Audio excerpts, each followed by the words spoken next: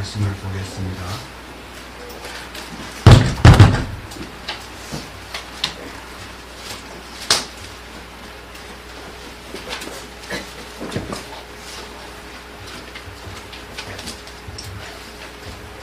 에베소서 1장, 오늘은 8절 말씀에서 10절까지 말씀을 공독하겠습니다. 에베소서 1장 8절입니다.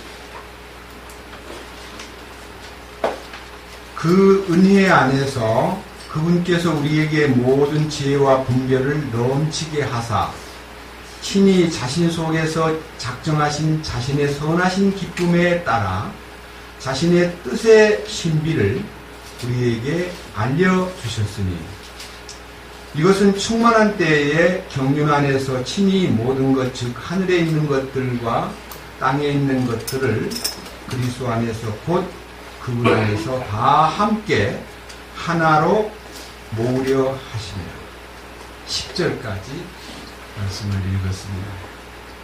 잠깐 다시 한번 기도드리겠습니다. 주님의 은혜를 진심으로 감사드립니다. 영원히 멸망할 수밖에 없는 저희들을 그 사탄의 장중에서 끌어내 주시고 모든 죄들을 예수님의 그 보혈로 깨끗게 해주신 것만 아니라 우리를 예수 그리스도의 형상을 닮게 하고 그 생명의 그 거룩한 인자를 우리에게 심어주기 위해서 우리를 십자가에 동참시켜서 함께 죽고 함께 묻히고 함께 부활하는 그 영광된 대열에 우리를 주님께서 초대해 주시고 그 기적을 통해서 이 신비의 세계를 볼 수 있도록 인도해 주신 주님을 찬양드립니다. 오늘도 이 에베소 1장 8절 이하의 말씀을 통해서 주님 안에 감추인 신비를 열어주시고 우리 모두가 다 주님의 그 놀라우신 경영에 대해서 감사하고 그 경륜에 대해서 우리의 마음의 눈이 열리기를 간구합니다. 오늘 여러 가지 환경과 건강이 좋지 못해서 함께하지 못한 형제 자매들 어디에 있든지 주님께서 말씀을 함께 공급해 주시고 위로해 주시고 주님께서 돌봐주시기를 진심으로 간구합니다. 주 예수님 거룩하신 이름으로 기도드렸습니다. 아멘. 지금 에베소 강의를 하면서 오늘도 이제 이 말씀 속에 들어있는 주님이 약속한 축복을 함께 진짜 영으로 얻기 원하고 우리 안에 실제가 되기를 마음 깊이 기도하고 있습니다. 이 에베소 1장 1절에서 2절까지는 유난을 드린 내용이고 3절부터는요 하늘에 속한 영적인 복이 우리에게 허락되었다는 대전제 안에 4절에 와서는 우리를 거룩하고 흠이 없게 하시려고 하나님께서 우리를 택하셨다는 내용과 그 다음에 5절에서는 우리를 그러한 대열, 그러한 신부의 충만한 축복을 누리게 하려면 우리를 예수 그리스도를 통해 자신의 아이로 입양시켜 주었고 6절에서는 그 영광 안에서 또 그 은혜 안에서 우리를 받아주셨다 하는 이 두 번째 은혜와 7절에서 그 사랑하시는 자 안에서 풍성한 은혜에 따라서 그 피를 통해 우리를 용서해 주셨다고 하는 이 놀라운 사실. 근데 우리가 용서받은 죄인으로 살았기 때문에 용서받은 사람이 가서 다시는 죄를 범하지 말라는 그 엄청난 주님의 명령을 수행하지 못하고 우리는 어떤 사람은 10년, 어떤 사람은 20년, 저 같은 사람은 30년이 넘도록 구원받은, 용서받은 사람으로서 하나님의 의를 나타내지 못하고 내 의를 세우려고 힘써 하나님의 의를 복종하지 않는 비뚤어진 잘못된 길을 걷던 저를 혹은 또 그런 여러분들을 주님께서 다시 이제 불러주셨는데 이 부르심에 의해서 지금 오늘 읽은 이 8절, 9절, 10절이요 이제 우리가 어떻게 거룩하고 흠이 없게 살 수 있을까? 여기에 따르는 하나님의 처방이라 할까요? 하나님이 주시는 어떤 대책, 그걸 제가 지난 주일날 말씀드릴 때는요, 목표가 있고 생산 방식이 있는데 그 방식이 과정이라고 그랬습니다. 공정 과정이 있듯이 과정이 있는데 이 과정의 첫 번째 8절 말씀에서 그 은혜 안에서 그분께서 우리에게 모든 지혜와 분별을 넘치게 하사. 여기에 참 중요한 것이 우리가 이 땅에 사는 동안에 주님이 주시는 지혜와 분별력을 갖고 살아야 된다 하는 뜻입니다. 혹시 행함에 제일 중요한 삶을 요구하는 야고보서에 너희가 여러 가지 시험을 받고 환난에 던져지고 말할 수 없는 고통에 빠졌을 때에 주님 앞에 온전히 기쁘게 받아들여라 이렇게 말씀하시면서 그 시련과 그 고통을 이겨나가려면 주님 앞에 지혜를 구하라 그랬습니다. 그 지혜를 구하라는 얘기가 우리 삶에 굉장히 중요한 하나의 처방입니다. 혹 여러분들은 이스라엘의 3대 왕, 그러니까 솔로몬이 21살 때 왕이 되었습니다. 근데 그가 기브온 산당에서 하나님 앞에 정말 영광스러운 희생의 제물을 1000번 번제를 드렸습니다. 구약 성경 개혁에는 1000번제를 드렸다 그랬습니다. 그러니까 1000번의 번제를 드리고 난 다음에 그 기본에서 잠이 들었습니다. 하나님께서 꿈에 나타나셔가지고 솔로몬아 네 소원이 무엇이냐 내가 너가 원하는 대로 주겠다 그렇게 꿈속에서 현몽을 하시니까 솔로몬이 막 서슴없이 주님 저는 너무 어립니다. 이 나라를 통치하고 재판하고 백성들을 다룰 때 제게 꼭 필요한 것은 딴 건 필요 없고요. 지혜와 분별력을 주시옵소서. 이렇게 이제 하나님 앞에 지혜를 구하고 분별력을 구했을 때에 하나님이 너무 기뻐하셔가지고 야 너가 부도 구하고 영광도 구하고 번세도 구하고 건강도 구하고 별걸 다 구할 게 많은데 네가 지혜와 분별력을 구한 것이 내 마음에 참 맞다. 내가 너에게 지혜도 주고 총명도 주고 분별력도 주지만 따라서 네가 구하지 않은 부와 영광도 주겠다. 이 세상에서 너처럼 지혜롭고 너처럼 분별력 있는 사람은 전에도 물론 없었지만 후에도 없을 거다 라고 열왕기상 3장 5절 이하에서 하나님께서 너무 좋아하시면서 그에게 지혜와 분별력을 주셨다 그랬고 그 지혜와 분별력이 그 다음에 이제 어떤 두 여자가 재판받으러 와가지고 그 사람들이 막 아주 복잡하게 문제를 제시했을 때에 그 문제를 아주 잘 탈의를 풀어가지고 공정한 재판을 했는데 그 말씀 속에는 이런 말씀이 있습니다. 이는 하나님의 지혜가 그 속에 있어 분별하였기 때문이다. 그래서 유명한 솔로몬의 재판이 아주 우리에게 큰 의미로 다가오고 있습니다. 그러니까 이제 솔로몬이 지혜를 구하고 분별력을 구했다는 것은 그 21살을 된 왕으로 이제 막 등극해서 아주 영광이 막 흥분됐을 그에게 하나님이 너 소원이 무엇이냐 하고 물었을 때에 지혜와 분별력을 구했다는 것은요 저는 이제 그 내용 자체에 대한 감탄보다도 분명히 여기는 뭔가 공급이 있었을 거다 이런 거를 생각하다 보니까 솔로몬이 지혜와 분별력을 구한 데 대한 교육을 받았다는 것입니다. 교육을 받았다는 말은 어릴 때부터 다윗으로부터 아주 개인적으로 특별하게 교육을 시켰는데 지혜와 분별의 가치, 지혜와 총명의 가치가 얼마나 크다는 것을 솔로몬에게 가르쳤다. 저는 오늘 이 말씀 앞에서 여러분들이 나이도 많고 이제는 뭐 애들도 다 자라버렸고 내가 뭐 이제 이렇게 할 수 있을까 싶지만요. 아들 때 못하였으면요. 손자 때라도 할 수 있습니다. 뭘 해야 되느냐? 어릴 때부터 교육을 시킬 때 우리는 성경 말씀에 이런 거 있잖아요. 또 내가 어려서부터 성경을 알았나니 이 성경은 능히 너로 하여금 그리스도 예수 안에 있는 지혜로 말미암아 구원에 이르는 믿음, 지혜가 있게 한다고 했습니다. 그러니까 어릴 때부터 성경을 가르치는 것이 얼마나 우리에게 큰, 구원 받는다 안 받는다 이 혼의 구원에 대한 이런 얘기 말고 그냥 성경 그 자체를요 어릴 때부터 잘 가르치는 것이 우리의 사명이 아닌가 싶습니다.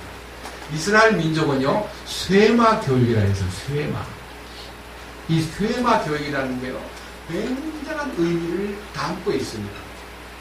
신명기 6장을 보겠습니다. 신명기 6장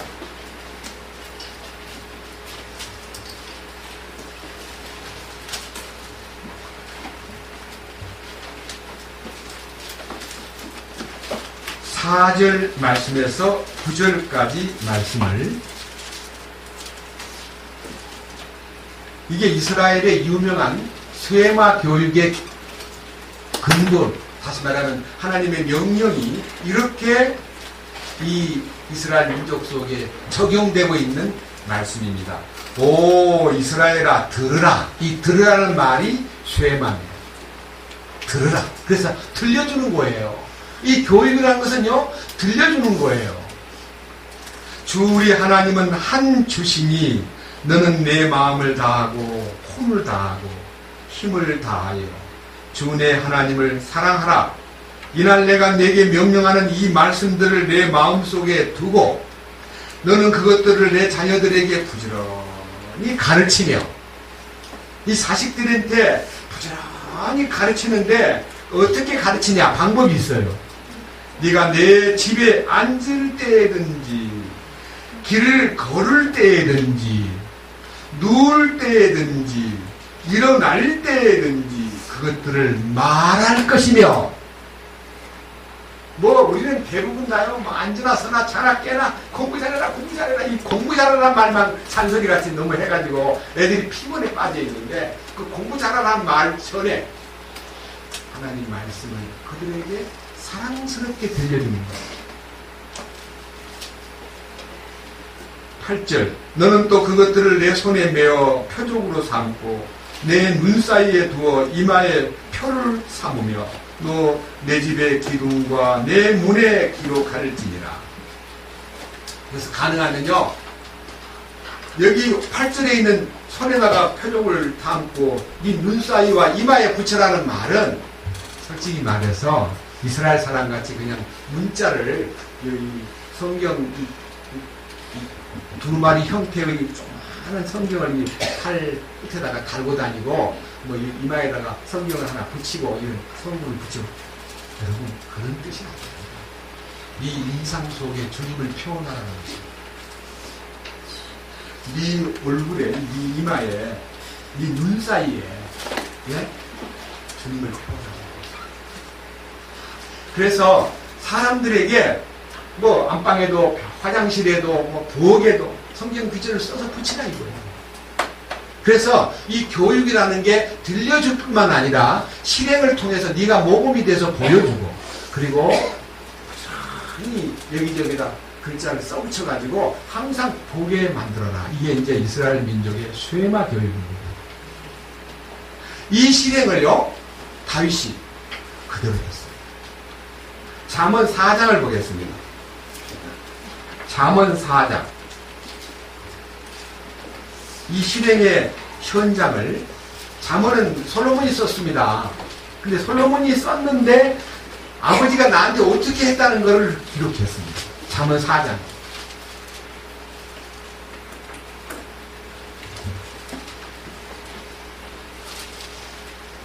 잠언 4장 3절입니다. 나도 내 아버지의 아들이었으며 내 어머니 눈앞에서 연약하고 유일하게 사랑받는 자였노라. 그러니까 사랑받는 아들, 어머니 눈앞에서 사랑받는 아들인데 연약한 아들이었다. 그런데 4절 같이 보겠습니다. 아버지도 나를 가르쳐 내게 이르기를 내 말들을 내 마음에 간직하라. 내 명령들을 지키라. 그리하면 살리라. 지혜를 얻으며 명철을 얻으라. 그것을 잊지 말며 내 입의 말들에서 돌이키지 말라. 지혜를 버리지 말라. 그리하면 그것이 너를 보존하리라.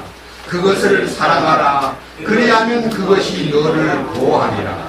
지혜는 으뜸가는 것이니 그러므로 지혜를 얻으라. 내가 얻은 모든 것으로 명철을 얻을지니라. 그것을 높이라. 그리하면 그것이 너를 높이리라.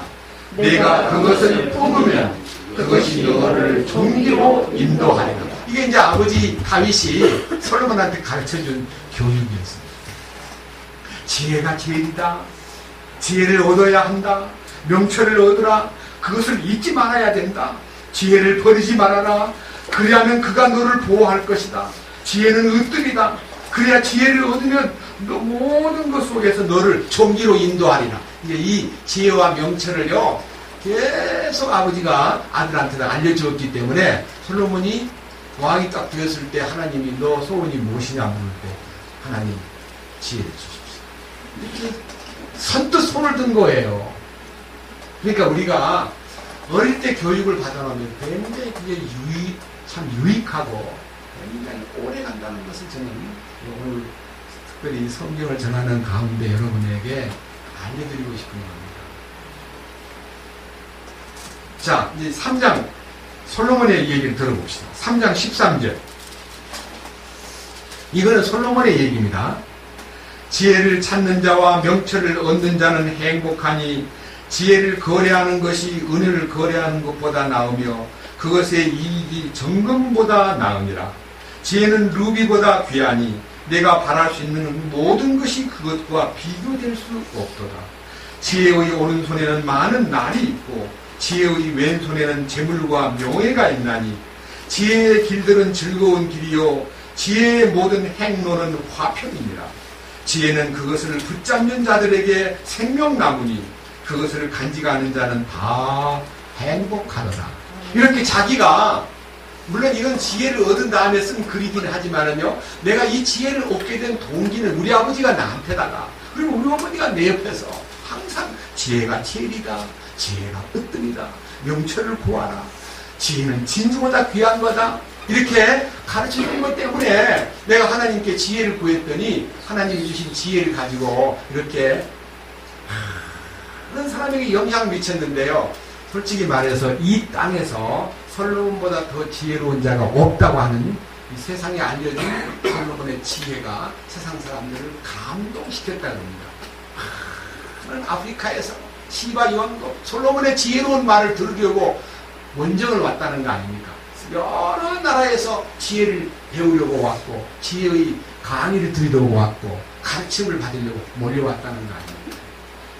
근데 저는 이제 오늘 이 솔로몬이 지혜를 구했다는 것은 바로 이러한 어릴 때의 교육에 기반한 꿈을 어릴 때부터 지혜와 명철과 분별력을 구하는 것이 세상의 어떤 것보다 그냥 보배로운 거다라고 그 신념에다가 심어주었기 때문에 하나님께서 그에게 물어볼 때 선뜻 지혜를 주십시오.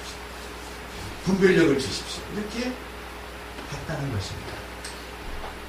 제가 이 말씀을 드리면서 여러분들에게 우리도 과거에 그렇게 했던가를 생각해 보면 우리는 너무 많은 교육을 잘못 받았다는 것을 느끼게 되고 또 우리는 부모로서 혹은 자녀를 가르칠 때 이렇게 철저하게 하나님의 지혜를 알게 해주기 위해서 과연 얼마만큼 간절히 기도하고 행동했더냐 하는 걸 물어볼 때 상당히 반성의 시간이 이 시간이라고 생각합니다.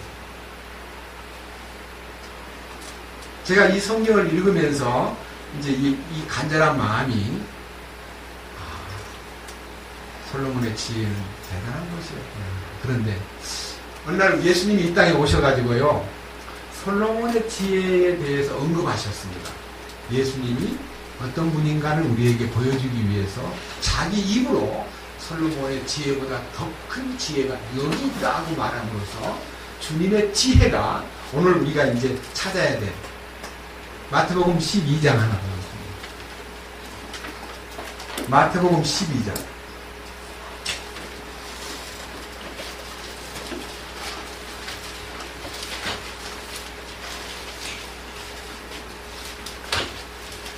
다 같이 42절을 보겠습니다.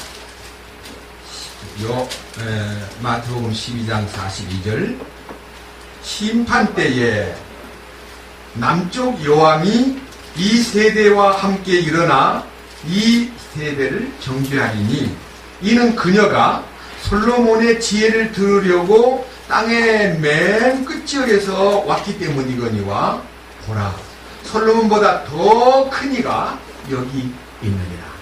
그러니까요, 솔로몬의 지혜로운 소문을 듣고요, 여기서 말할 때는 땅의 맨 끝지역에서 왔다. 그 당시 아마 나라로서는 끝지역이었는 모양이에요. 그 끝지역에서 이 지혜로운 솔로몬의 말을 들으려고 올라온 그 시바 여왕의 얘기를요, 굉장히 가치 있게 평가를 했는데, 우리는 과연 주님의 지혜를 얻으려고, 주님의 지혜를 들으려고 갈망하고 있는가? 이걸 이제 먼저 염두에 두고 성경을 보겠습니다. 자, 본문 다시 가서 에베소서 1장.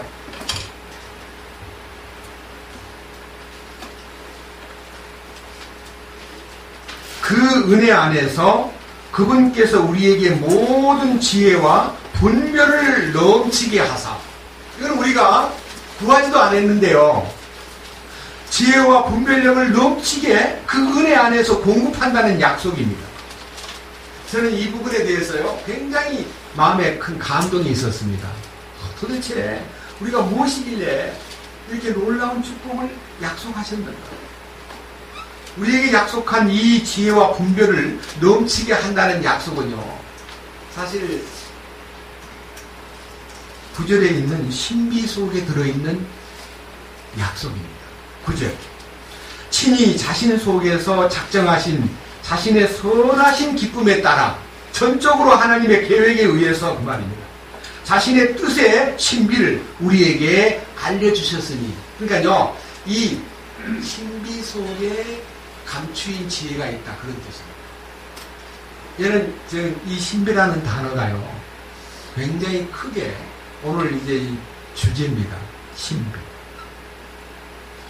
제가 여러분에게 이 성경 에베소서에 있는 것만 갖고도요, 이 신비가 어떤 신비를 얘기할까 하고 에베소에 보내는 편지 속에요, 이제 물론 중요한 단어가 뭐 아내, 함께, 또 여기에 풍성 이런 것도 있지만요, 이 신비라는 단어가 이 에베소 1장부터 6장 속에 들어있는 가장 반짝이는 보석 같은 용어입니다. 여기 넘기지 말고요, 3장을 한번 보겠습니다. 3절. 곧 계시로 그분께서 내게 그 신비를 알리셨나니. 이제 신비가 열린 거예요. 먼저요, 우리가 신비를 캐치한 거 아닙니다. 하나님의 사람인 사도 바울이 하나님의 계시를 받아가지고 신비가 딱 열린 거예요. 그 신비 속에 지혜와 분별력이 들어있는 거예요. 4절. 그것으로 말미암아 너희가 읽을 때에 그리스도의 신비에 대하여 내가 알고 있는 바를 깨닫게 되리라. 아하, 사도 바울 속에 그리스도의 신비가 들어있었구나. 우리가 그걸, 이 말씀을 대할 때에 깨달아지는 거예요. 아, 바울이 그리스도의 신비를 접했구나. 저는 신비라는 단어를요, 좀 조사를 해봤어요. 신비라는 단어는 헬라어로요, 미스테리온이라고 되어 있어요. 미스테리온이라는 말은 우리 영어로 미스터리라고 하는 단어 속에 그 파생된, 사실은 원어가 미스테리온입니다. 근데 그 뜻을 보니까요, 신비라는 단어는요, 불가사의하다는 뜻이고요, 수수께끼와 같다고 하는 말이고, 풀 수 없는 신비라고 말하고 있어요. 풀 수가 없대요. 이 그리스도의 신비는요, 풀릴 수가 없어요. 인간이 만들어낸 모든 학문이나 인간이 만들어낸 모든 용어는요, 풀면 다 풀려요. 왜? 제한된 인간에서 나왔으니까. 그런데 그리스도의 신비는 아무도 풀 수가 없어요. 2000년 동안 풀려고 해도 다 안 풀렸어요. 그런 면에서 이 미스테리온이라고 하는 하나님의 신비가요, 우리한테는 너무 매력적으로 다가옵니다. 골로새 2장 봅시다. 골로새 2장.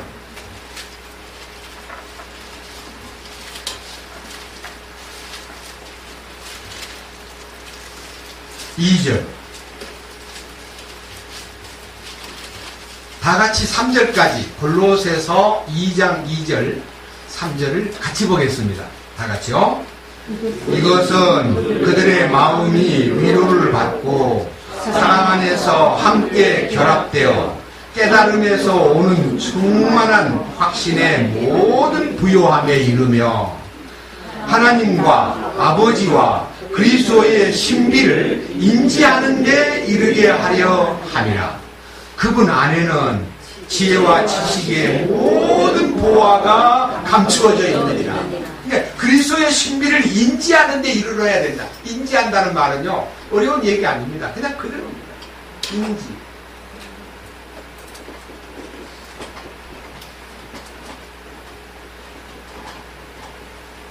인지라는 말은요, 그냥 간단한 거예요. 오, 그렇구나. 그리고 아는 거예요. 이건 깨달음이에요. 우리가 이 그리스도의 신비를 깨닫는 것은 사도 바울이 깨달아가지고 이걸 담아놓은 이 보배로운 그리스도의 신비가, 그렇구나. 이게 성령이 주님의 그 거룩한 은혜 안에서, 사랑 안에서 그리스도의 유일하신 신비가요, 열리는 거예요. 여러분, 우리가요, 죄사함 받은 것, 이 복음의 신비, 성경에 복음의 신비가 있어요. 에베소 6장. 복음의 신비야. 복음 자체가 신비예요.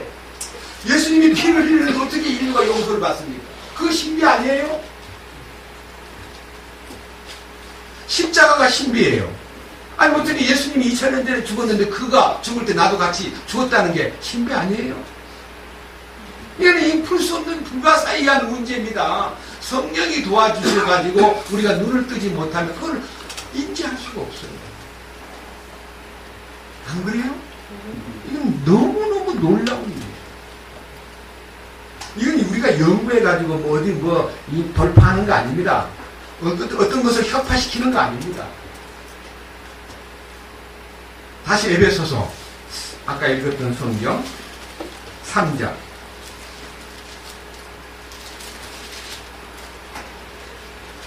5절입니다.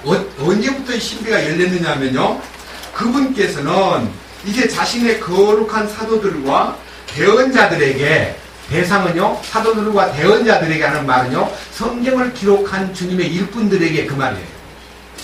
성령을 통해 이 신비를 계시하신 것 같이 다른 시대들에서는 사람들의 아들들에게 그것을 알리지 아니하셨습니다. 그러니까 다른 방법으로 하나님의 신비를 열지 않고요, 말씀을 기록하는 주님의 일꾼들과 사도들과 대언자를 통해서 당신의 말씀을 계시해가지고 이 신비를 열어주신 거예요. 여러분, 이 신비가 세 가지로 이렇게 나눠져 있습니다. 다 같이 6절입니다. 같이 보겠습니다.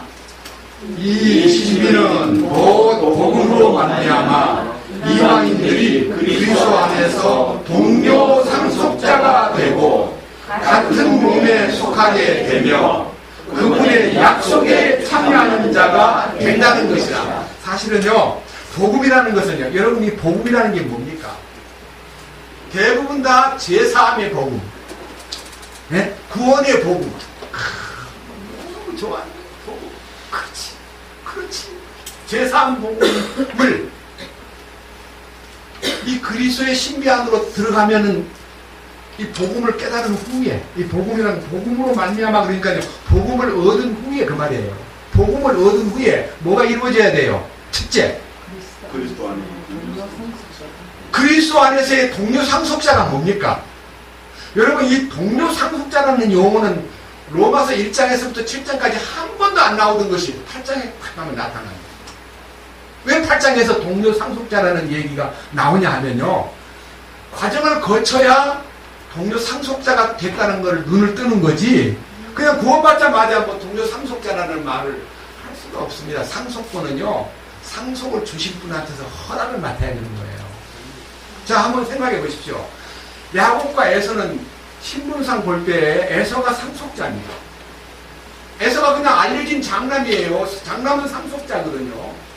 자기는 이제 나는 당상이에요. 나는 이제 언제든지 상속권을 받게 된다는 느낌이 있어요. 근데 자격이 없는 야곱에는 상속권이 너무너무 막 갖고 싶어서요. 상속자가 되고 싶어서 목구림을 치다가 어느 날 팥죽을 끓여놨는데 형이 어디서 사냥하고 내려와가지고 배가 너무 고프니까 야곱아 죽 좀 더. 그냥은 못 줘. 뭘 달라는 거야? 형 나한테 팔아. 내가 형이 되고 싶거든. 그럼 팥죽 다 줄게. 그러니까 형이 하는 말이 내가 배고픈데 뭐 형이고 뭐 우리 나쁜 말로 형이고 나발이고 다 가져. 다 갖고 죽이나 내놔. 너무 쉽게 형을 동생한테 내놓고 죽을 얻어먹었어요. 근데 그 짤막한 얘기가요. 얼마나 무서운 사건이냐는 거예요. 얼마나 무서운 사건이에요. 성경 한번 예를 들어 봅시다. 히브리서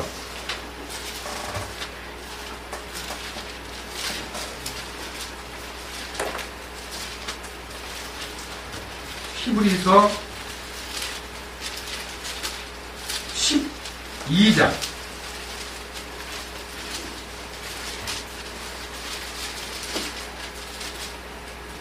15절. 네. 히브리서 12장 15절. 부지런히 살펴 하나님의 은혜에 이르지 못하는 자가 없게 하고 쓴 뿌리가 돋아나 너희를 괴롭게 하거나 그것으로 말미암아 많은 사람이 더럽게 되지 않도록 할지니. 그러니까 인간에게 있어서 가장 중요한 것은요, 하나님의 은혜가 어마어마하게 큰데 그 은혜를 갉아먹는, 그 은혜를 방해하는, 그 은혜 받는 길을 막아버리는 이 쓴뿌리가 속에 있다. 쓴뿌리. 쓴뿌리는 자아예요. 쓴뿌리는 혼이에요.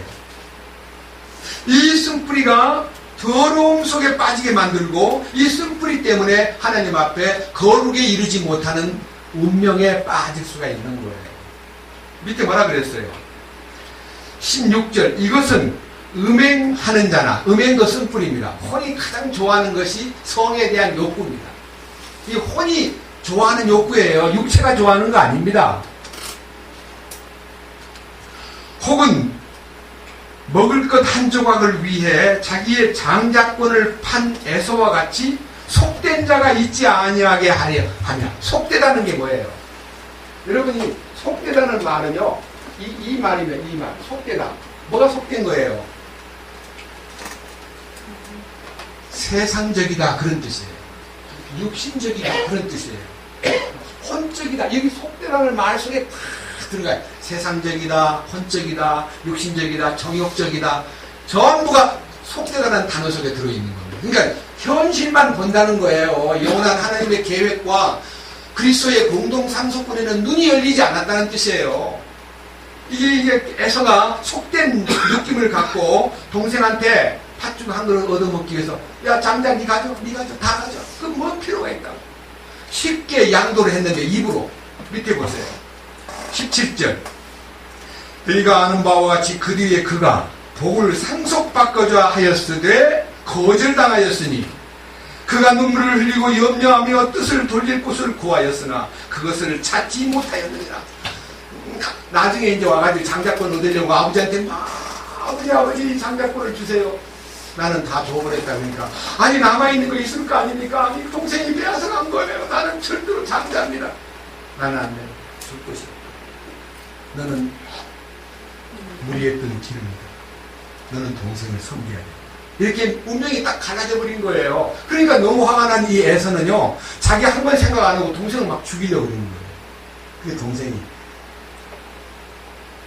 저 북쪽에 있는 하란이라는 외갓댁에 피실 바단 아람이라는 곳에 삼촌 라반의 집에 가서 20년 동안 피난 생활을 합니다. 그것이 이제 훈련받는 기간입니다. 여러분, 하나님의 장자권을 얻으면요, 훈련을 받는 겁니다. 그러니까 여러분 지금 이 영광스러운 그리스도의 상속권에 동참한 사람들이 되었다는 걸 알면 이게 신비예요. 이 약속을 받은 사람은 큰 고난이 와도 무시당하거나 가난하거나 아니면 쪼들리거나 아니면 너무너무 막 풍파가 세게 와도요, 꽁으로 받으면서 지혜만 구하라 이거야. 그리스도의 신비 안에 들어있다 이거예요. 이게요, 우리가 지금 이 시점에서 우리가 에서가 너무 장자권을 소홀히 잃었구나. 그래서요, 복음으로 말미암아 함께 그리스도의 공동 상속자가 된다는 것이요, 이거는요 신비의 제1호예요. 제1호. 로마서 8장 보세요. 로마서 8장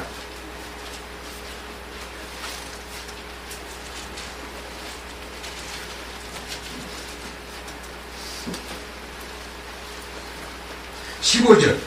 너희는 다시 두려움에 이르는 속박의 영을 받지 아니하고 양자 삼으시는 영을 받았느니라. 그분을 힘입어 우리가 아버지하고 부르짖느니라. 성령께서 친히 우리 영과 더불어 우리가 하나님의 자녀인 것을 증언하시나니.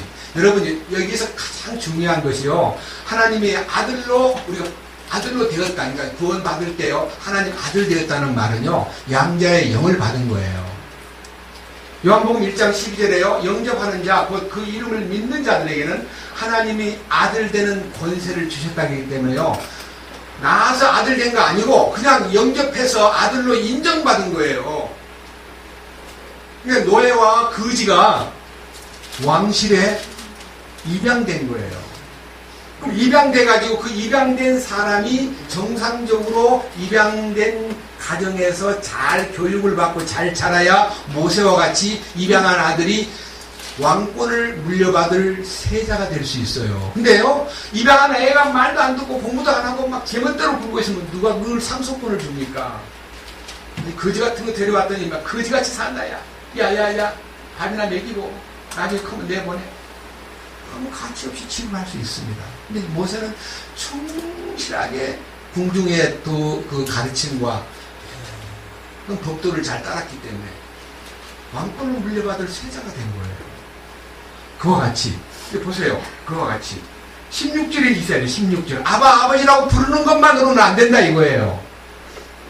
성령이 입증해 줘야 돼요. 다 같이요. 16절. 성령께서 친히 우리 영과 더불어 우리가 하나님의 자녀인 것을 증언하시고, 성령님의 증언을 받아야 됩니다. 성령님의 증언이 언제 옵니까? 예수님도 하나님의 아들로 이 세상에 오셨습니다. 하나님 아들 자신입니다. 그분은 하나님의 본체요, 하나님 아들로 오신 분입니다.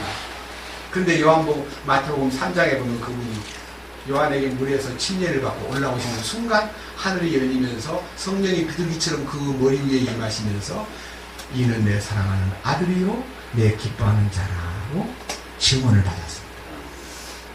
어떻게, 언제 성령님으로부터 너 하나님의 내 아들, 하나님의 아들이야, 내가 알아, 나는 너를 신임해 하고 보증해주는 성령님의 음성을 언제 들었습니까?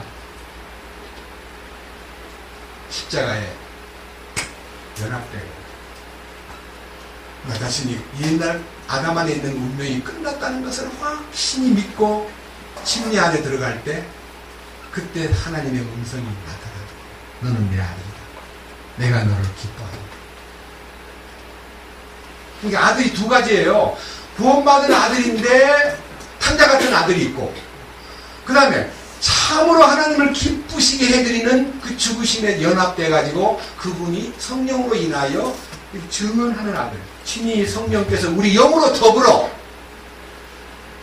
그가 하나님의 아들인 것을 증언해 줄 때에, 그때에 그 자녀는 다 같이 17절 다 같이 자녀이면 상속자 곧 하나님의 상속자요 그리스도와 함께하는 공동 상속자니라.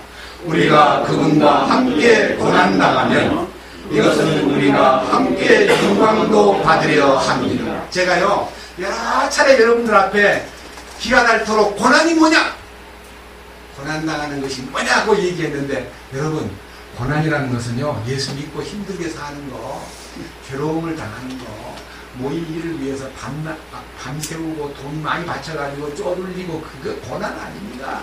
그걸 고난하고 갖다 붙이면 안 됩니다. 그는 무지로 인해서 얻어지는 사업자득입니다. 진정한 고난은 제가 오늘 이 매뉴얼 속에 준비가 마음에 이 시간 분량을 할애할 수가 없기 때문에 한 장만 보고 넘어가겠습니다. 베드로 전서 3장. 베드로 전서 3장 18절.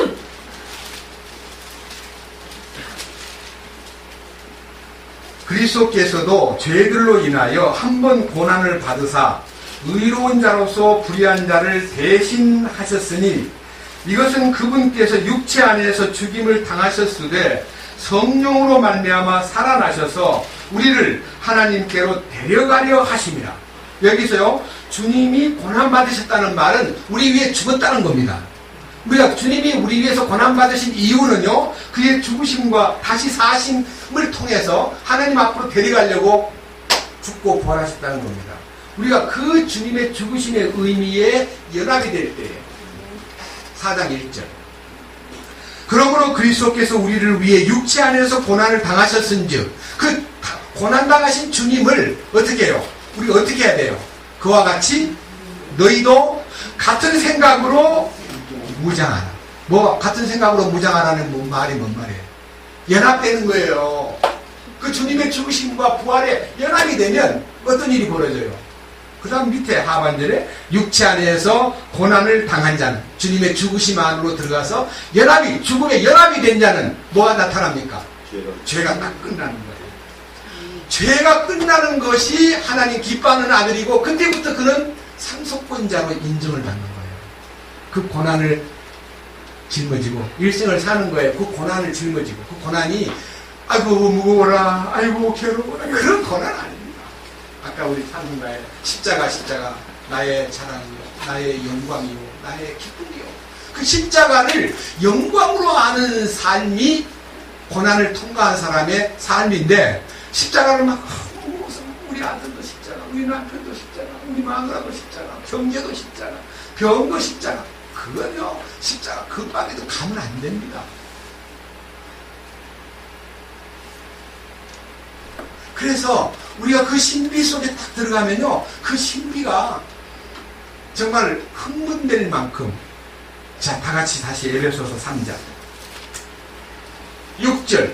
이 신비는 곧 복음으로 말미암아 이방인들이 그리스도 안에서 동료 상속자가 되고, 이 동료라는 말은 우리끼리 동료 아닙니다. 누구하고 동료입니까? 그리스도와 동료 상속자가 됩니다.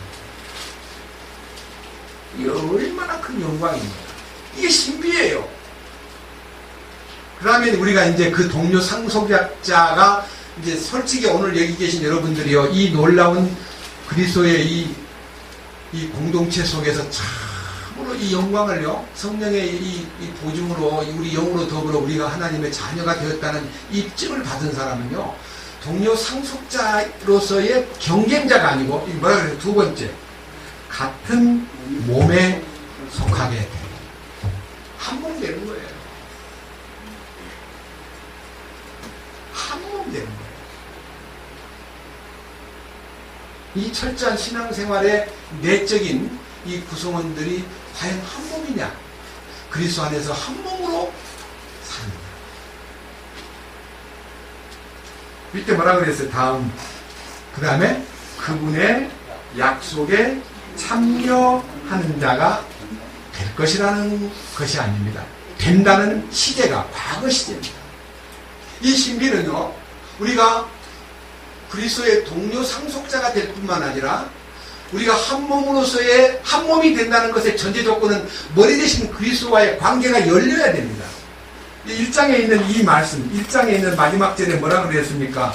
교회는 그분의 몸이니 곧 모든 것 안에서 모든 것을 충만하게 하시는 분의 충만이니라. 그 머리 대신 주님 안에 충만이 있기 때문에 그 충만이 몸으로 흐르는 것입니다. 그 충만하심 안에 몸을 넣어서 한 몸 된 것에 대해서 주님의 충만으로 채워진 이 사람들이, 이 한 몸 된 사람들이 약속에 참여한다는 것은요, 아직 가나안을 못 갔지만요, 가나안 땅에서 따온 열매, 포도와 석류와 무화과를 보고, 물론 많이는 못 먹었을 겁니다. 뭐 그 많은 사람 가운데 하나라도 포도를 한번 따먹었습니다. 포도 이 송이 중에 하나를 맛을 보았습니다. 대단하다. 만나만 먹던 그 입에요, 포도 하나를 찍어봤더니, 그리고 이제 석류를 터트렸는데, 석류 다 먹을 수는 없고, 석류 알 하나만 입에다 넣고도, 향긋하고 좋다. 그 요수아와 갈렙의 마음은 그 가나안을 향해서 마음이 막 가 있는 거예요. 그리고 정복의 대상으로서 주님의 이끄심을 믿는 거예요. 그런데 그것을 보고도, 혹은 그 맛을 보고도, 그냥 머릿속에는 자꾸 그 안악자손의 가나안에 있는 원주민들이 막 키도 크고 막 산성에 거하고 막 엄청난 난공불락의 성에 거하는 사람이니 우리 가서 다 죽는다. 우리는 메뚜기와 같다. 이렇게 겁을 먹는 사람하고는 상속자의 기본이 되어 있지 않는 거예요. 우리는요, 솔직히 이 영광의 대열에 들어왔기 때문에 이 신비가 주는 효력이 7절입니다. 같이 읽겠습니다. 3장 7절. 내게 주신 하나님의 은혜의 선물에 따라 그분의 권능이 효력 있게 활동함을 힘입어 내가 이 복음의 사역자가 되었노라. 여기 제일 중요한 얘기가요, 은혜의 선물. 두 번째, 권능이 효력 있게 활동한다. 그렇습니다.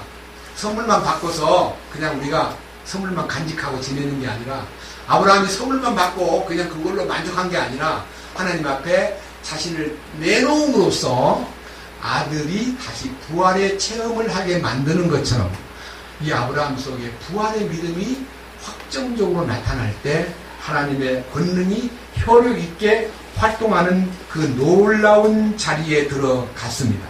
그 다음 9절 넘겨보세요. 9절. 또 예수 그리스도에 의해 모든 것을 창조하신 하나님 안에 세상이 시작된 이후로 감추어져 온 이 신비에 참여하는 것이 무엇인지 모든 사람들이 보게 하려 하시니라. 이제 보여줘야 돼요. 이 신비에 참여한 사람들의 삶이 나타나야 돼요. 저는요, 이 신비가, 그리스도의 신비가 단순하게 지혜와 분별력만 아니라요, 이 신비가 사람들에게 입증돼야 돼요. 그래서 저는요, 어떻게 입증되는 것이 있을까 하고 마음속으로 무척 기도했습니다. 주님, 이 신비에 참여하는 것이, 이 감추어져 온 신비가 이게 열렸으니까 이 신비가 어떻게 나타날까요? 하고 그 나타남에 대한 이 통로를 보니까요, 통로가 너무너무 다양하게 열려 있어요. 우선요, 하나, 최고로 좋은 거, 최고로 멋진 거. 디모데전서 3장 16절. 한번 앞으로, 뒤로 갑시다. 디모데전서 3장 16절. 우리가 너무나 잘 알고 있는 이 신비가 여기에서 나타납니다.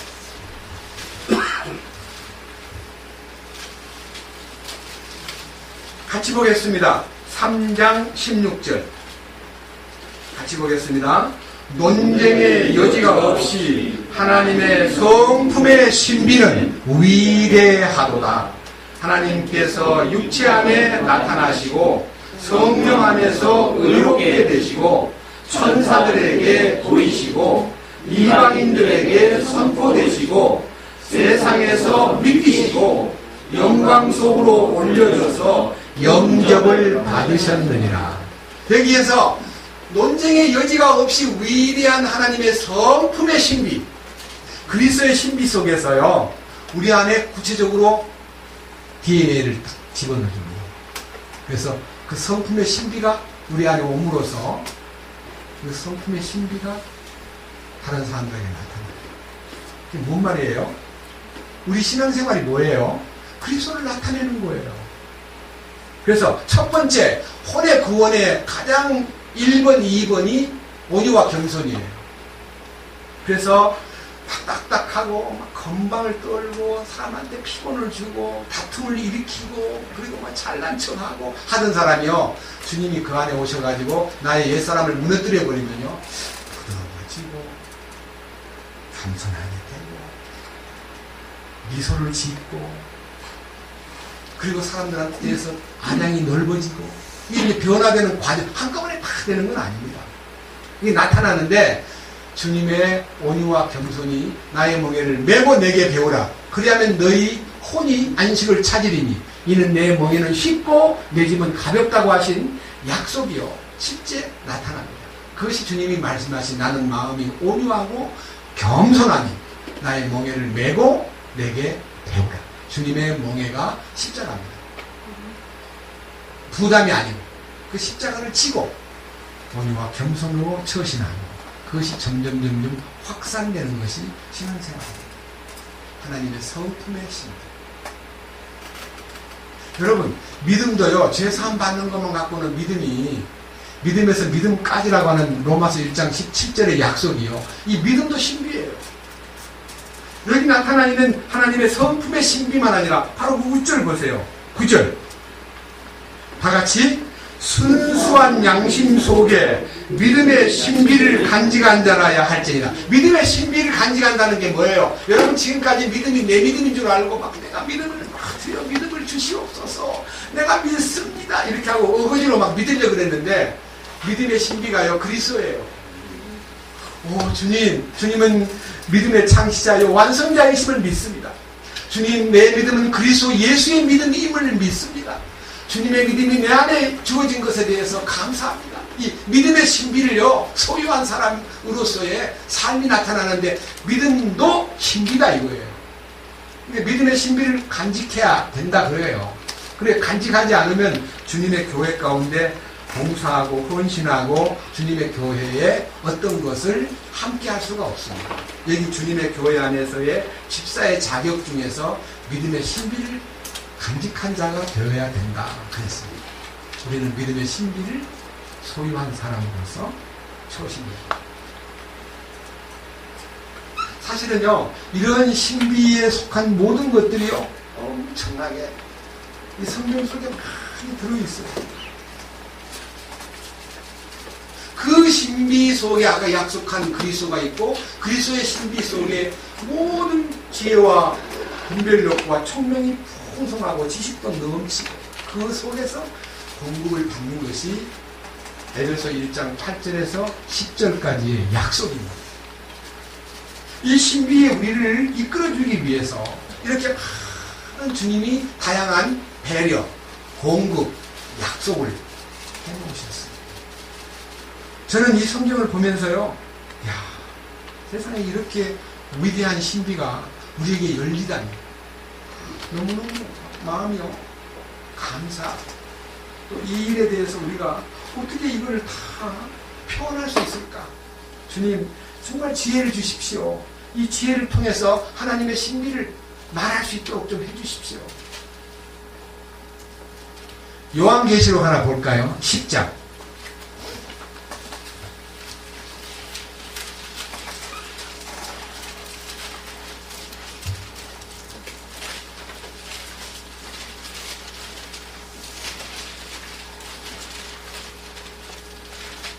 요한계시록 10장 9절입니다. 7절부터 보겠습니다. 일곱째 천사가 음성을 내는 날들에 즉 그가 나팔을 불기 시작할 때에 하나님의 신비가 그분께서 자신의 종 대언자들에게 밝히 드러내신 것 같이 이루어지리라 하더라. 그러니까 하나님의 신비가 자신의 종 대언자들에게 드러낸 것이 이루어지는 장면. 어떻게 그 신비가 이루어지느냐? 여러분 신비가 이루어지는데 뭔가가 과정이 있다 그랬습니다. 8절 내가 하늘로부터 들은 그 음성이 또다시 내게 말하여 이르되 가서 바다와 땅 위에 서 있는 천사의 손 안에 펴있는 작은 책을 취하라. 그래서요 천사의 손에 들려있는 책을 이 요한을 보고 그 책을 취하라는 거예요. 책을. 그 다음 9절 내가 그 천사에게 가서 그에게 이르되 그 작은 책을 내게 주소서 하니 그가 내게 이르되 그것을 가져다가 먹으라. 그것이 내 배에는 쓰게 할 터이나 내 입에서는 꿀같이 달리라 하니라. 그 책을 들고 있는 천사한테 가서 책을 달라고 하니까 그 책을 먹어버리세요. 그 책을 먹으면 입에는 쓴데 배에는 꿀같이 달 거예요.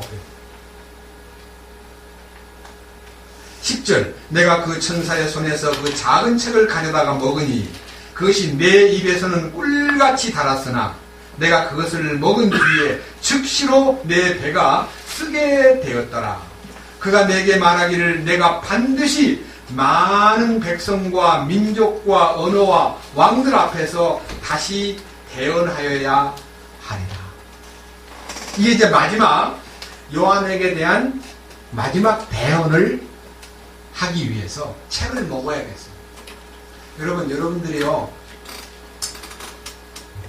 책을 먹으라니까 이 성경을 뜯어 먹으라고 생각하고 이 책을 종이를 뜯어가지고 먹는다고 해서 이것이 막 달콤하게 느껴지고 배에서 쓰게 된다, 그런 뜻이 아니고요. 이 책을, 하나님의 말씀을 먹을 때, 받아 먹을 때는요, 달콤하게 느껴져요. 지금 여러분들이 이 말씀을 들으면요, 달콤함을 느낍니다. 그러나 배에 들어가서 쓰다는 말은요, 소화시키는 것이 참으로 중요하다는 것입니다. 그래서요, 먹은 말씀이 달콤하게만 느껴지고 이 속에서 살이 되고 뼈가 되고 피가 되는 이 소화, 흡수를 하지 못하면, 다시 말하면 석사를 만난 사람같이 되거든요. 왜 이 성경 안에 있는 하나님의 신비가 열렸는데 이 열린 신비를 먹어야만 되느냐? 왜 이 책을 먹어야 되느냐? 이 11장에 나타나 있는 약속이 이루어지기 위해서입니다. 15절 일곱째 천사가 나팔을 불매 하늘에 큰 음성들이 있어 이르되 이 세상의 왕국들이 우리 주와 그분의 그리스도의 왕국들이 되었고 그분께서 영원 무궁토록 통치하시리로다. 이건 분명히요, 현실적으로 세상의 모든 왕국이요 그리스도께 다 양도가 되는 장면입니다. 이거는 누가요 시켜서가 아니라 하나님이 자기 왕국을 찾으러 오셔가지고 다 내놔라는 명령을 딱 내리니까요, 이 나팔 소리와 함께 세상의 모든 정권 잡은 자들이요 그 모든 정권을, 그 모든 정부를 예수님에게 다 내놓습니다. 그래서요 단순하게 정권만 내놓는 게 아니라 토지 소유권, 이 지구의 모든 관리권, 세상에 있는 모든 운영권을요 왕이신 만왕의 왕 예수님 앞에 정부를 다 양도합니다. 이게 그 장면입니다. 그럼 그게 뭐냐? 여러분, 이것만 보고요, 좋겠다, 대단하겠다, 이 세상 모든 것을 주님이 다 되찾는구나. 먼저 여러분 자신부터 해야 돼요. 여러분 자신부터. 여러분에게 주어진 시간과 물질과 환경과 모든 재능과 모든 결정권을 먼저 양도를 주 앞에 해야 돼요. 책을 먹었다니, 힘을 인지했다니 우리 속에서 이루어져야 돼요. 그래야 이 영광에 참여할 수 있어요. 이 하나님의 신비가 열려가지고 이 신비 안에서 참으로 살고자 하는 마음이 진실로 있다면 왜 구질구질한 세상 계획에 왜 이 속된 속에서 그냥 허우적거리냐 이거예요. 말이 안 되잖아요.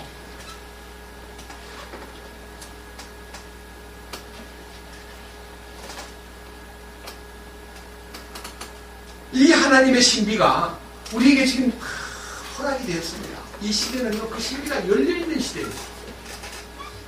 정말 수수께끼 같고 불가사의한 사건 같고 도저히 우리 인간의 방법으로 풀 수 없는 그 신비에 속한 얘기들이요 우리에게 실제가 됨으로써 우리는 영광스러운 하나님의 신비 안으로, 그리스도의 신비 안으로, 하나님의 성품의 신비 안으로, 그 다음에 믿음의 신비 안으로, 그리고 이제 우리에게 마지막 하나 남아있는, 우리들이 갖고 있는요 이 지상에서 겪어야 될 마지막 한 신비가요 우리 안에 굉장히 크게 자리하고 있습니다. 고린도전서 15장을 보겠습니다. 고린도전서 15장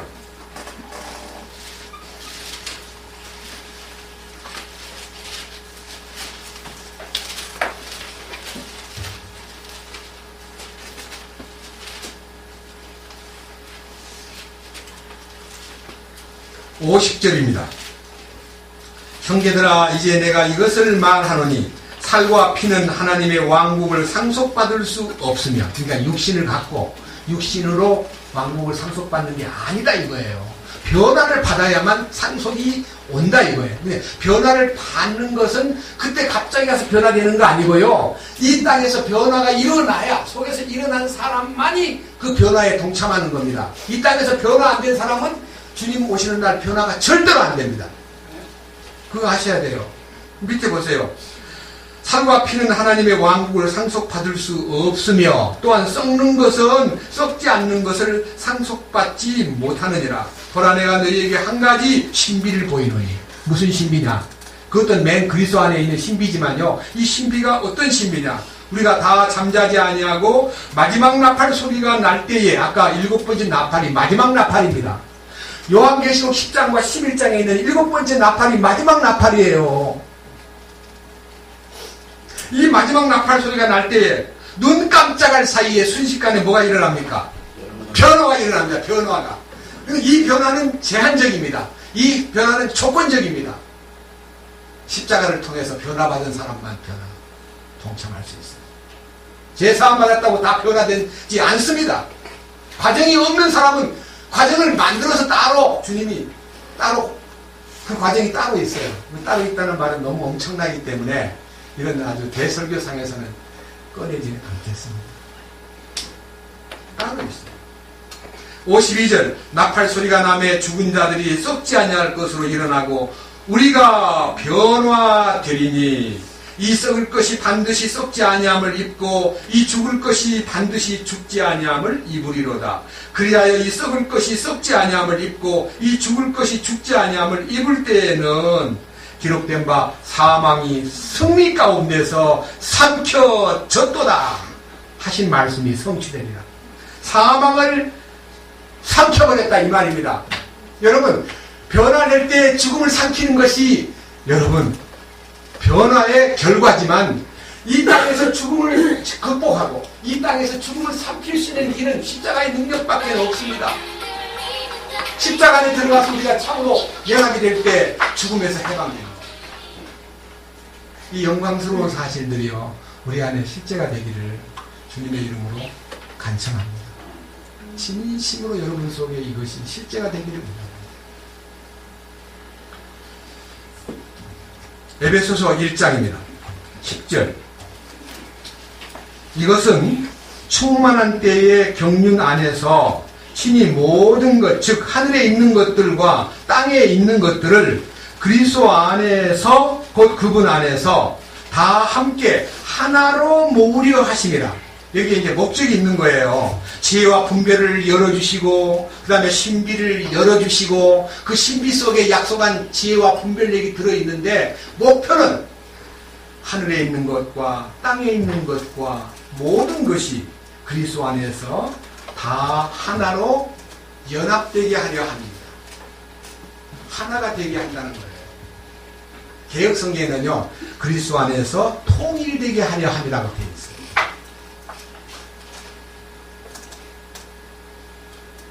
북한하고 남한하고 왜 통일이 안 돼요? 사상이 다르기 때문에 안 되는 거예요. 원래 하나였는데. 그럼 우리가 그리스도 안에서 하나 된다는 게 뭐예요? 우리 예수님의 기도를 한번 들어봅시다. 예수님이 무슨 기도를 했냐면요, 우리는 못 모르고 주기도문을 예수님의 기도라 그러는데, 주기도문은 예수님의 기도가 아닙니다. 우리에게 가르쳐준 기도입니다. 실제 예수님의 기도는 요한복음 17장에 다 들어있습니다. 예수님의 기도. 주님의 기도는 요한복음 17장이고요. 우리가 외우는 주기도문은 주기도문이 아니고 주님이 우리에게 가르쳐주신 기도입니다. 우리 보고 하라는 기도고, 주님이 직접 자기를 쏟아붓고 하신 기도가요, 요한복음 17장에 있는데, 그 기도의 중심에 방금 이 에베소 1장 10절 내용이 다 들어있습니다. 한번 읽어보겠습니다. 요한복음 17장.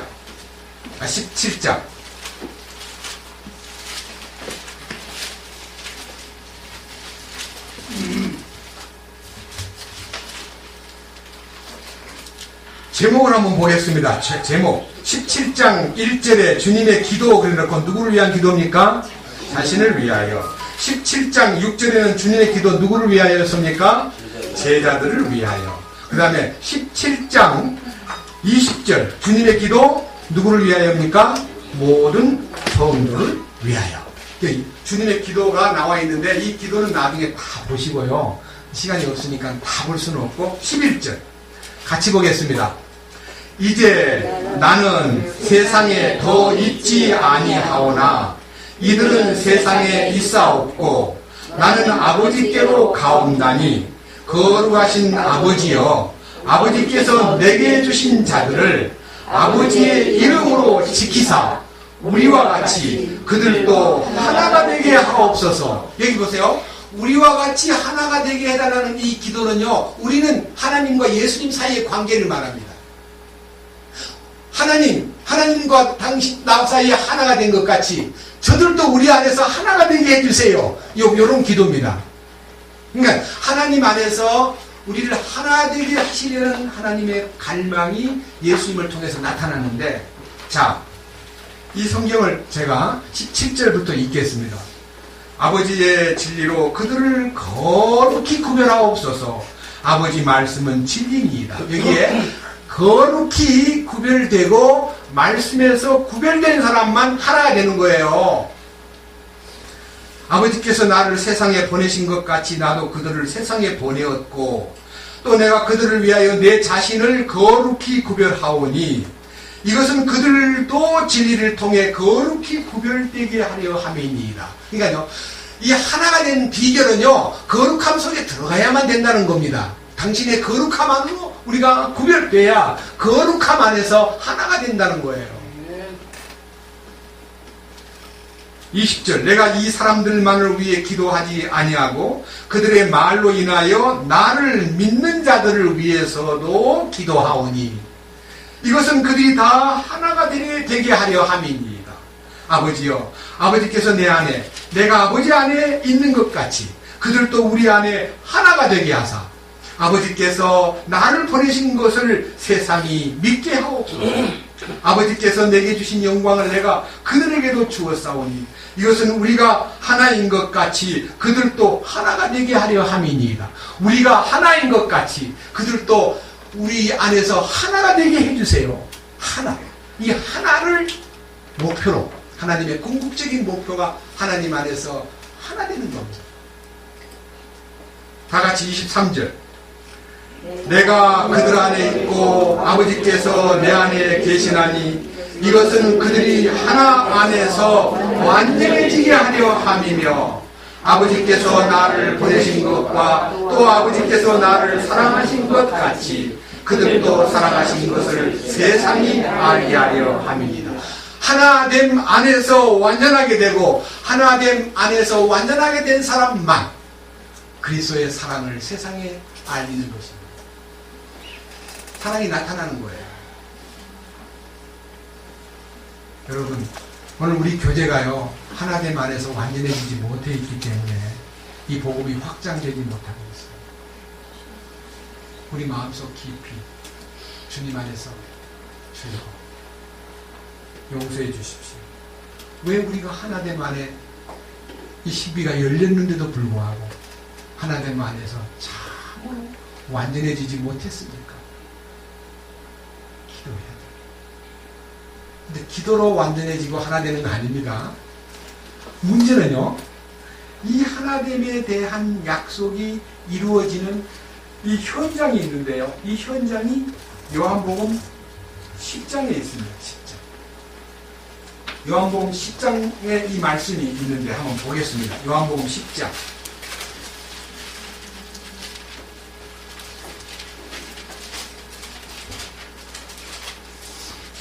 10장 주님의 계획입니다. 14절 나는 선한 목자라 내 양들을 알고 내 양들도 나를 아노라 아버지께서 나를 알듯이 나도 아버지를 아노니 나는 양들을 위해 내 생명을 내놓느니라. 또 이 우리에 속하지 아니한 다른 양들이 내게 있으므로 그들도 내가 반드시 데려오리니 그들이 내 음성을 듣겠고 이로써 한 우리와 한 목자가 있으리라. 이제 한 우리와 한 목자가 있으리라는 말은요, 하나의 통치권자와 하나의 시스템 안에 들어가야 되는데 이것이 양들을 위해서 생명을 내놓는 주님의 계획이 들어있는 거예요. 아직 이것은 주님이 십자가 지기 전의 얘기입니다. 그 다음에 이제 주님이 십자가 앞에 이제 다가설 때에 가야바라는 마지막 지상의 대제사장, 그러니까요 아론 이후부터요 1400년이 넘도록 대를 이어오던 대제사장 가운데 예수님을 십자가에 못 박혀 선포하는 마지막 대제사장이 가야바입니다. 가야바 입에서요 예수님을 사형시켜서 십자가에 내주는 사건이 나오는데 그 십자가에 드려지는 사건이 예수님을 하나님의 지성소에다가 드리는 장면입니다. 요한복음 11장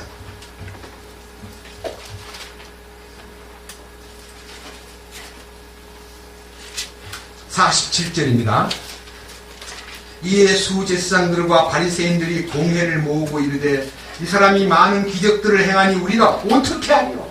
예수님을 통해서 많은 기적이 나타나는데 이 대책회의를 여는데 70인 공회원들이 모여가지고 대책회의를 엽니다.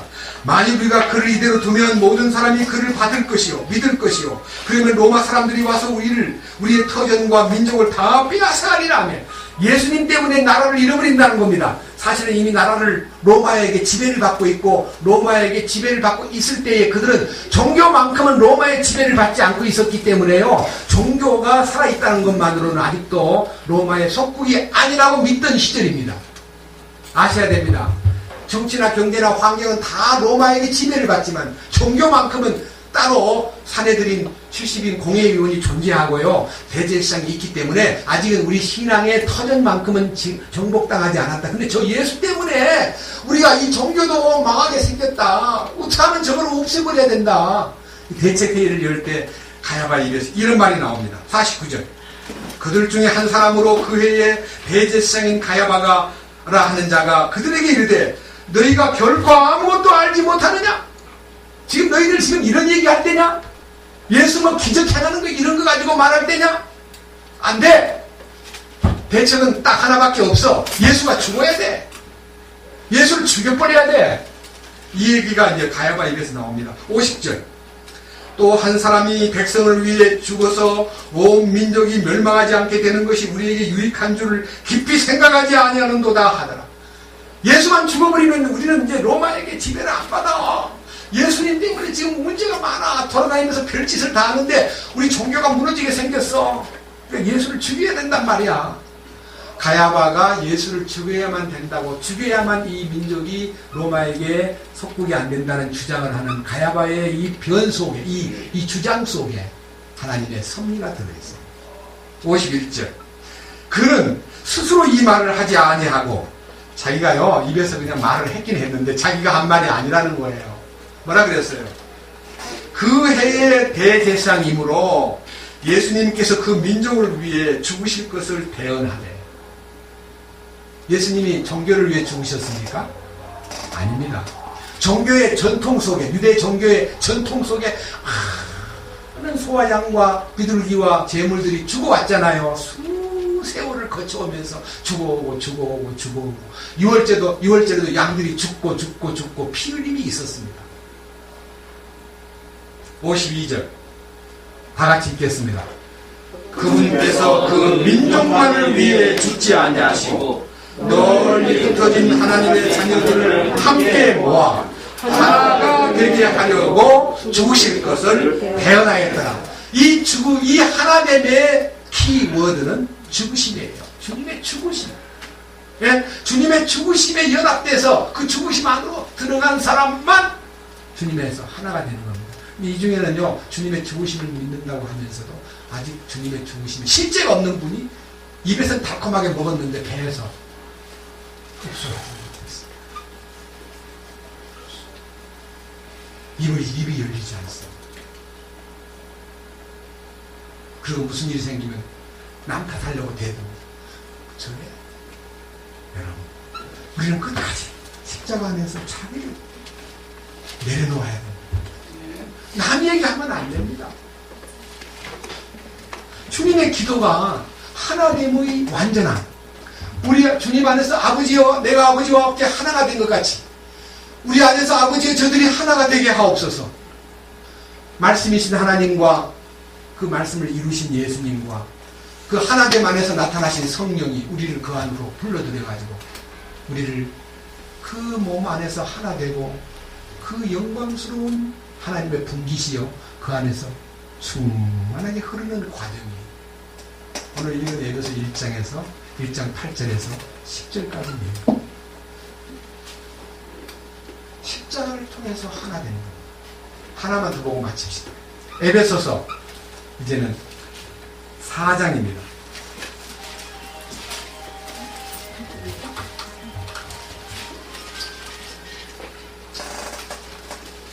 옛날에는 우리 이영성 형제님이 예배 시작 전에 전화기를 끄든지 전화기를 무음으로 합시다 그랬는데 여기저기에서 전화가 막 울려요. 부끄럽지 않습니까? 제발 좀 성경 전하는 사람을 위해서도 좀 기도하는 마음이 있다면 그러면 안 돼요. 제발 좀 부탁합니다. 네? 네? 말씀 듣다가 들락거리는 거 소리 나는 거 정말 나쁩니다. 왜 그 정도의 기본 예의가 없어요? 나는 정말 여러분들 참 너무 상식밖에 행동을 한다고 생각해요. 마음 너무 아파요. 그거 가지고 안 됩니다. 죄송합니다. 실제요. 기회가 쓰지만요. 행동하셔야 돼요. 광고 안 해도 좀 이제 젠틀한 모습이 좀 보여야 됩니다. 저는 여기 오자마자 전화를 끕니다. 왜냐하면요. 누가 나한테 전화했다가 전화 안 받으면 아, 예배 시간이구나. 그렇게 알게 만들어야죠. 왜 켜놓고 앉았습니까? 또 녹음하는 사람은 녹음을 할 때 반드시 그 위에다가 뭘 눌러야 돼요? 비행기 모드. 비행기 모드를 딱 누르면요. 아무 상관없이 녹음이 됩니다. 네. 에베소 4장 3절입니다. 화평에 매는 띠로 성령이 하나 되게 하신 것을 힘써 지켜라. 이 성령이 하나 되게 했다는 말은요. 하나님이 예수님을 통해서 하나로 묶으려고 하셨는데 예수님이 십자가를 통해서 하나 되게 이루셨습니다. 그 다음에 그 성령께서 그 이루신 것을 갖고 이 땅에 오셨습니다. 그래서 성령이 하나 되게 해놨으니까 그걸 지켜라는 말은요. 우리 보고 법을 지키라는 말은 아닙니다. 그냥 키파라. 키파라는 말은 유지하라는 거예요. 예? 지키라는 말은 행동하라는 말 아닙니다. 그냥 잘 갖고 있으라는 거예요. 키파라는 키. 4절 너희를 부르심의 한 소망 안에서 너희가 부르심을 받은 것 같이 한 몸과 한 성령 안에 있고 한 주와 한 믿음과 한 침례 안에 있으며 한 하나님이 계시니 곧 모든 것의 아버지시라. 그분께서 모든 것 위에 계시고 모든 것에 두루 계시며 너희 모두 안에 계시느니라. 이 부분은 나중에 에베소 4장 강의 때 셈이 이야기했습니다. 한 소망, 한 몸, 한 성령, 한 주님, 한 믿음, 한 침례, 한 하나님. 이게요, 7가지가 약속입니다. 이 축복 안에서 바로 에베소서의 신비가 허락됩니다. 주님을 찬양합니다. 아멘. 주님 감사합니다. 오늘은 에베소서 1장 8절에서부터 10절까지 내용 중에서 지혜와 분별을 구했던 솔로몬처럼 저희들도 주님 절대적으로 지혜와 분별력과 총명이 필요합니다. 주님 안에서 이 신비가 열렸고 주님이 이 신비 안에서 우리를 성령으로 말미암아 하나 되게 하심을 감사합니다. 이 영광스러운 대열에서 우리가 이탈하거나 어리석게 애서같이 장자권을 경홀히 여기거나 눈에 보이는 세상을 바라보고 속된 것에 빠져버리거나 쓴뿌리가 나서 이 거룩한 대열에서 탈락되는 사람 한 사람도 없게 도와주시옵소서. 이 거룩한 말씀 안에서 진정으로 주님이 기뻐하는 참 생명의 풍성함 속에서 우리가 은혜를 누리고 이 말씀 안에서 참으로 하나됨을 지켜나가는 우리 모두가 되도록 이끌어 주시옵소서. 우리 주 예수 그리스도의 이름으로 기도드렸습니다. 아멘. 죄송합니다.